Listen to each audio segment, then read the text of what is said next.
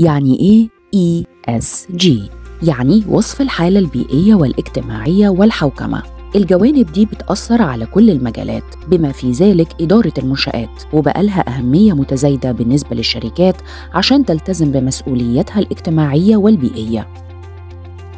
بس إزاي ممكن يأثر ال ESG على إدارة المنشآت؟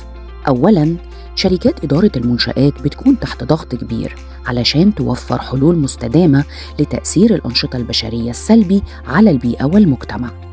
العملاء والمساهمين دايماً بيشددوا على اعتبارات ال ESG لما بيختاروا أي مقدم للخدمة. شركات إدارة المنشآت اللي بتقدر تثبت التزامها بالاستدامة والمسؤولية الاجتماعية بتقدر تكسب عقود عمل أكتر وبتحافظ على عملائها الحاليين. ثانياً، الأداء البيئي والمجتمعي والحوكمة ESG له تأثير كبير على الأداء المالي للشركة. الشركات اللي بتفشل في معالجة مخاطر ال ESG هتواجه مخاطر مالية ومخاطر تتعلق بالسمعة، لكن الشركات اللي بتاخد خطوات استباقية في معالجة المخاطر البيئية والمجتمعية والمتعلقة بالحوكمة بتقدر تستفيد من خفض تكاليف التشغيل، تحسين سمعة علامتها التجارية، والوصول إلى أسواق جديدة، فرص استثمار أكبر. ثالثاً، بتلعب شركات إدارة المنشآت دور مهم في تعزيز الممارسات المستدامة وتقليل التأثير البيئي للمباني والمرافق. الاعتماد على ممارسات ال ESG السليمة وتعزيز الاستدامة للعملاء والمساهمين بيمكن من المساهمة في بيئة مبنية بشكل مسؤول ومستدام. ببساطة، حاول تسأل نفسك الأسئلة الثلاثة اللي بتتناول الممارسات البيئية والاجتماعية والحوكمة لشركتك.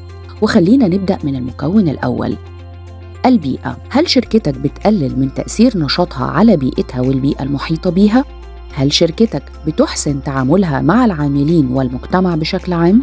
وأخيراً، هل شركتك بتركز على طريقة صناعة القرار ومراقبة أنشطتها وضمان السلوك الأخلاقي؟ من المرجح أن دمج ال ESG في إدارة المنشآت هيستمر. الشركات اللي بتقدر تدمج المؤشر ده بنجاح في ممارسات إدارتها بيكون لها وضع جيد للاستفادة من أدائها اللي بيتحسن باستمرار، فرص أكبر لإتاحة رأس المال وتقييم عام أفضل. تعال أزيدك من الشعر بيت وأقول لك إن في بعض الشركات بتاخد الموضوع ده to the next level. مثلا شركة باتاغونيا للملابس الرياضية بتقوم بإصدار إعلانات تشجيعية لعدم شراء منتجاتها في بعض الأحيان بهدف تحفيز الاستهلاك المسؤول وتجنب الإسراف.